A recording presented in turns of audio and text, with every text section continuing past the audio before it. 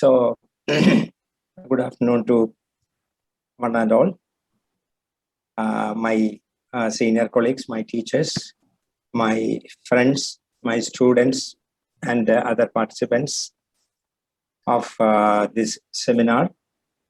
So, we are starting the second session, the clinical toxicology in Ayurveda. The main speakers are Dr. C.M. Krishnan, Dr. C.G. Srividya, Dr. Shobha Bhatt, and most probably we can stick over to the time schedule. I think so. So once again, good afternoon to all, and we shall start with. So the Agatatantra, past, present, and future. A few words about the Agatatantra. Let Lord Dhanvantari bless all of us. Whenever we think of Agatatantra, we have to think about, or the name comes to our mind, is Alexander the Great. We have studied in the history that in BC 327, Alexander came up to our Indus Valley and tried to conquer our country. So, what is the relation between Agatatantra and Alexander? So, he came up to Indus Valley, which was very rich in flora and fauna. And by the traveling of about many years from Macedonia to India, the soldiers were exhausted. And at the Indus Valley, they faced the snake poisoning and malaria. Was a very big problem there. Up to that point, the snake poisoning, it was totally unknown to them, and they didn't know how to treat the snake poisoning. It is in the history. Then he fought with Porus. Actually, the name of it is not Porus; it is Purushottama. But the Western historians gave the name Porus and defeated Porus and made Porus to Alexander deputy. When he went back, the whole country or the whole place he conquered gave to the Porus, and he was entrusted with the safety of all the things. Then at the time of he went back, took many eminent Vaidyas, experts in treating snake poisoning and malaria with him. And when he went back, but on the way, he expired and he didn't get his country. So something about the Kerala tradition, we know that the geographical speciality of Western Ghats, that is very important, and that itself gave us very rich flora and fauna. In Kerala, there were traditional families of Vishavaidyas. Because of the richness in the fauna and the flora, it was a must at that time that Vishavaidyas should be there.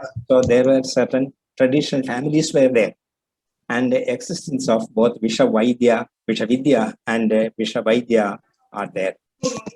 See the world map, the India, the Indian peninsula, how it is there. See, there is nothing to hinder the two monsoons there. So we got the enough, and also it lies in the equator.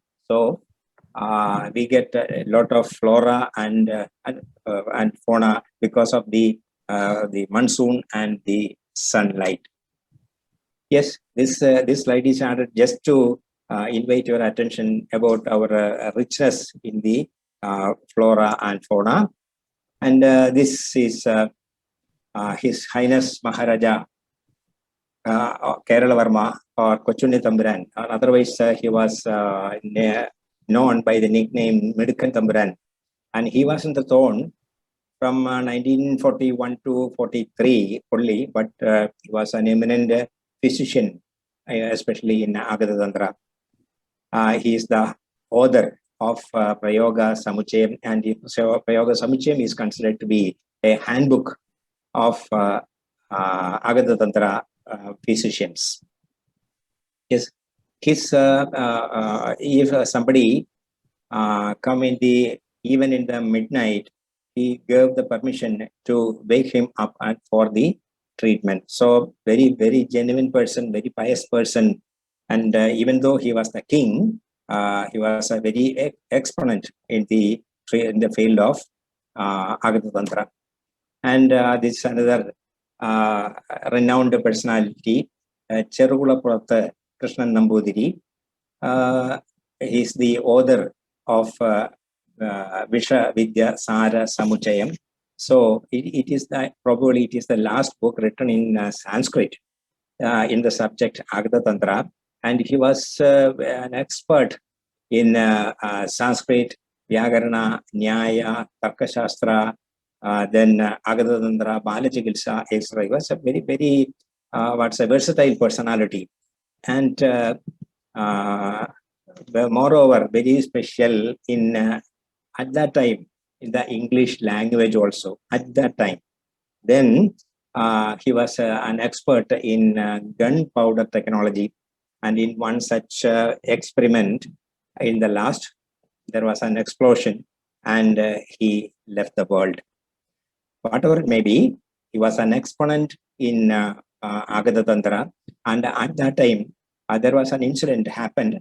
That is about 100 people were bitten by a rabid dog, and the efficacy or efficiency of the physician was tested by in such times. Anyhow, in his tenor it happened so, and one among the victim was a pregnant lady, and he treated them. And for the pregnant lady, he did in a special yoga, that is Lesuna Vyakrapan Moolam, like only 2 medicines are there, and all other patients were given the Ilaki Chigilsa, that's a specialty, that is giving the Dhatura Bija, and some rituals are there. So anyhow, all the people bitten by that rabid dog escaped the rabies. So very, very special exponent personality. And this is Vallur Shankaran Nambudiri, the father of our Vimala Antarjanam of Rijiju. And he is also the disciple of that Krishnan Nambudiri. And this person is also very well versed with Agatatantra, Sanskrit, etc. And this is Avana Paramba Maheswaran Nambudiri. And see, I feel he is my teacher or my guru in Agatatantra. And he also wrote a book that's in Malayalam, but it's a very nice handbook, very simple, written in simple language. Anybody who pursue the treatment in Agatatantra or management in Agatatantra can have the copy, and it will help you, no doubt. And decline of Agatatantra in Kerala. See, the views given here is only personal, and you can differ, no problem at all. Anyhow, in the drastic changes that happened in the society and in the economy and the cultural situation of that time in Kerala, it was a very, very problem, or it was a reason for a decline of Agatatantra.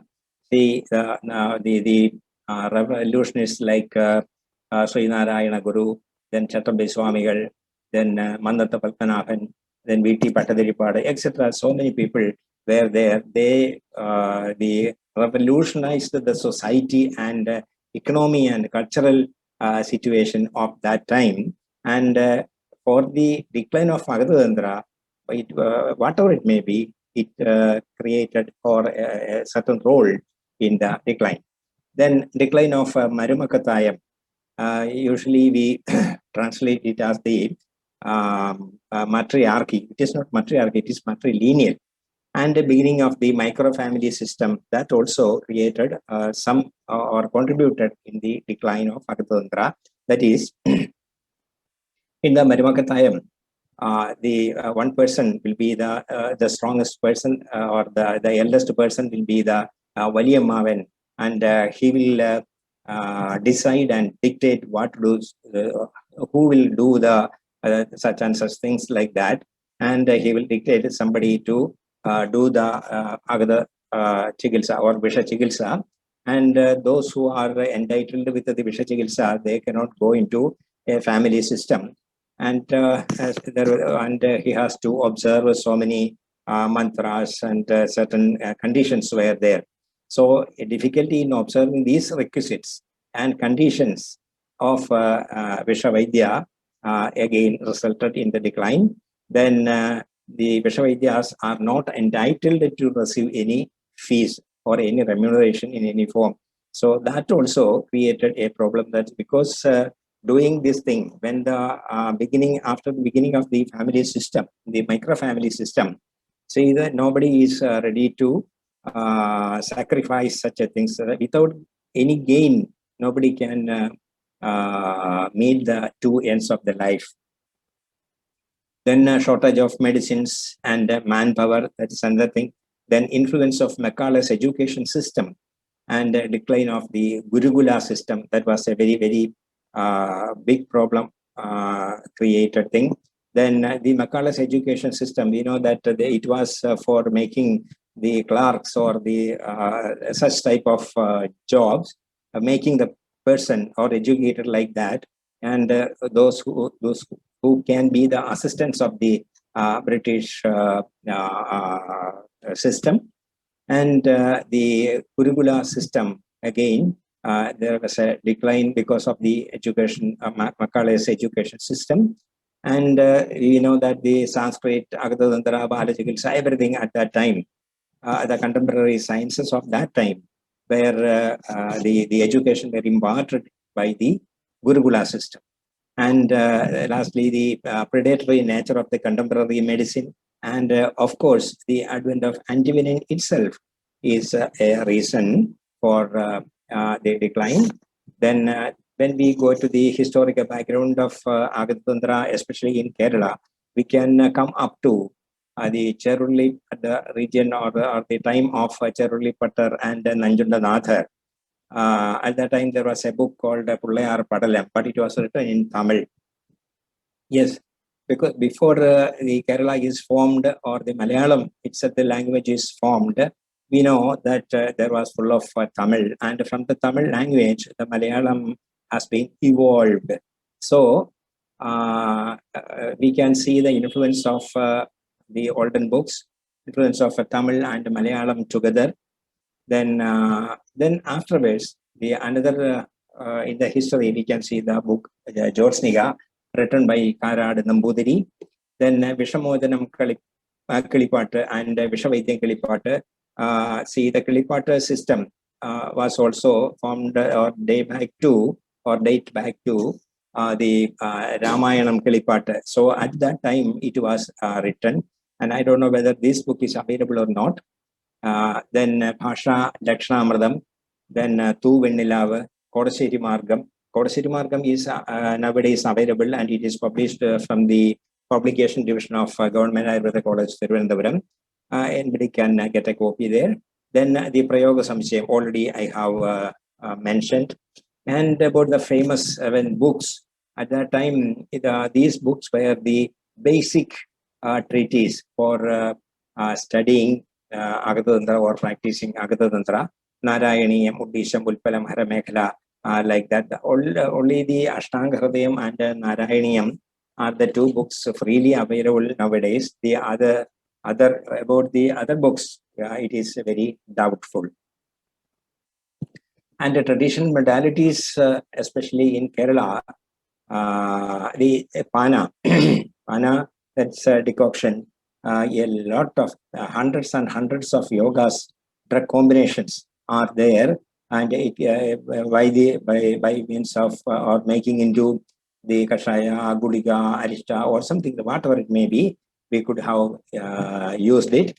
Then Leba or Svedana, the special things, especially the Akkapatra Sveda, etc., the Svedana. Then Nasya, Anjana, Rakta Moksha, mostly in the later stages. that is the unhealed wounds, etc. Then Ut, the blowing therapy, and Divyadhara, Karu Prayoga, all these three things are the specialities of Kerala Agatatantra. And this Karu Prayoga, nowadays nobody is doing it. It is as part of the Kalavanjana. Then some special medicines like Amrita Sanjeevani, Jeevaraksha, Saranavaskaram, Agastya Puramba, Vishahari Lekyam, Iridairam, etc. We are even now we are using it.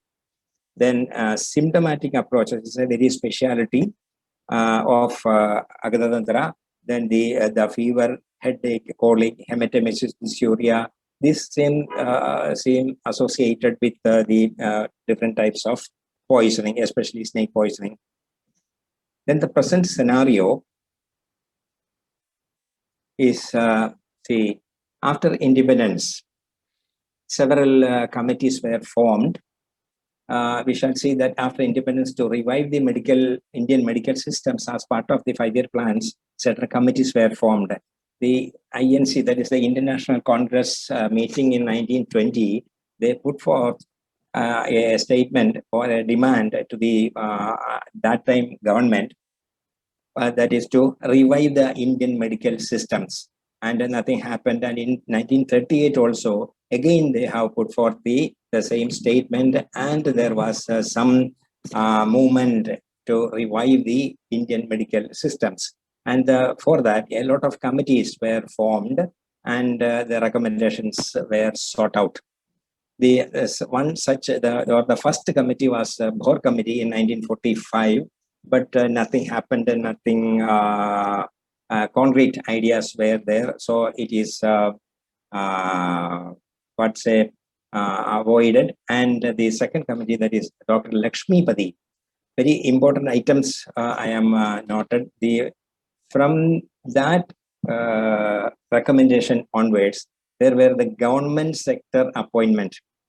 They recommended, the Lakshmipati committee recommended, that is the qualified person should be appointed in the government sector. So from there, that report onwards, it happened, and especially in Travancore, the kings were they were doing or giving appointment to the qualified persons. Then Ramnath Chopra committee, they recommended, or from that onwards, the integrated medicine. There was a thinking that integrated medicine will do good to the upliftment of the Indian medical systems, and there they started a registry, separate registry for the physicians. And in 1952, Dr. C.G. Pandit committee, they start from there onwards started the Jamnagar Research Institute. That was very important point. And also from there onwards, the qualifying examination to get admission in the Ayurveda degree course, it made the pre-university. So from that onwards, it was the recommendation. Then Trikamji Dev, the different boards of registration started, and the tenor or the duration of our course made 5.5 years.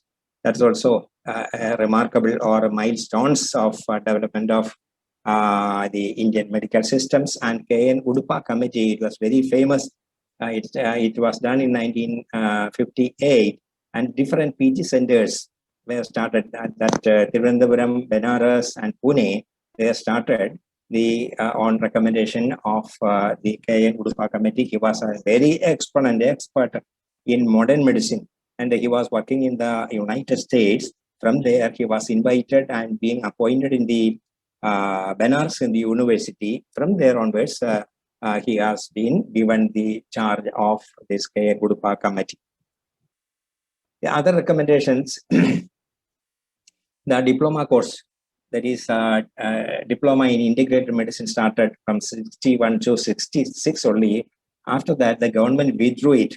Why it is so? Because those who indulged or studied that course, when they came out, they started with, or they continued only to treat with the modern medicine.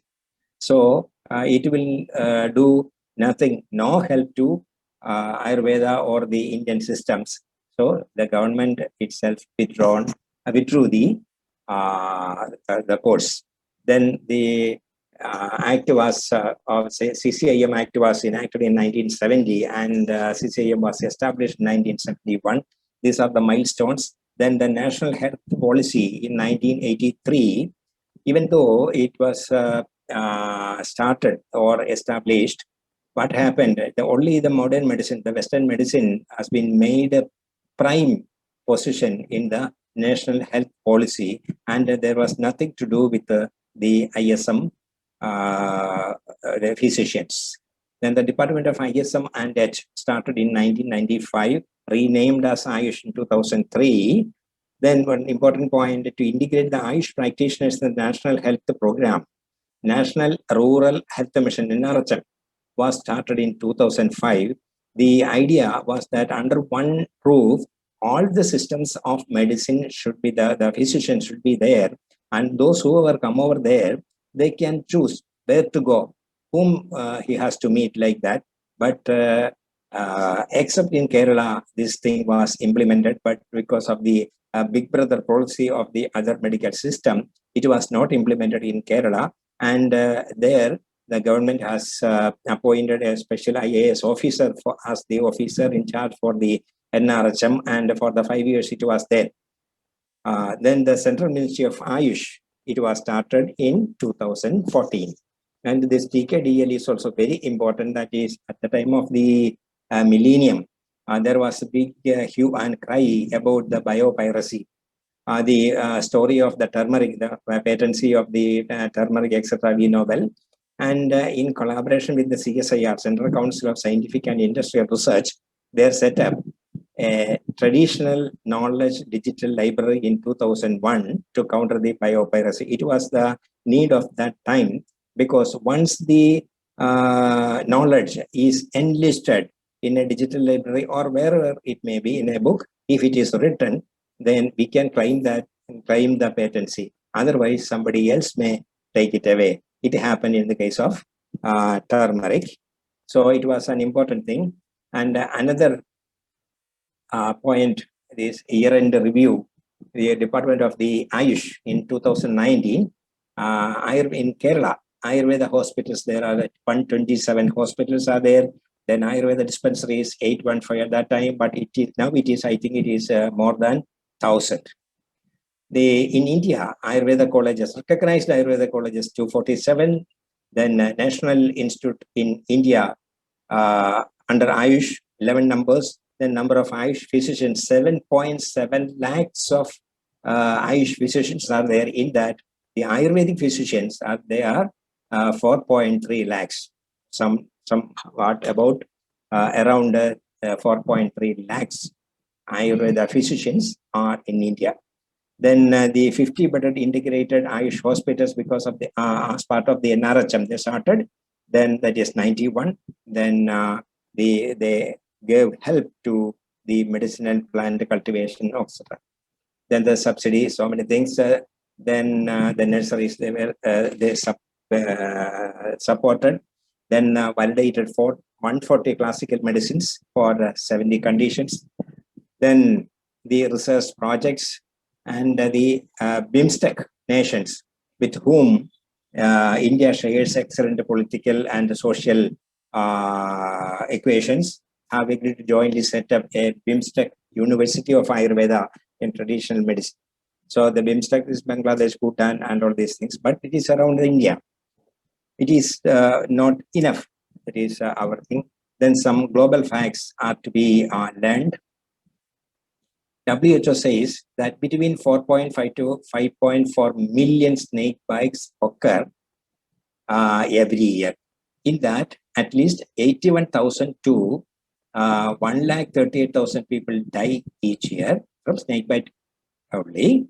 Up to 95% of the snake bites occur either in tropical or developing countries. These are some facts given by WHO.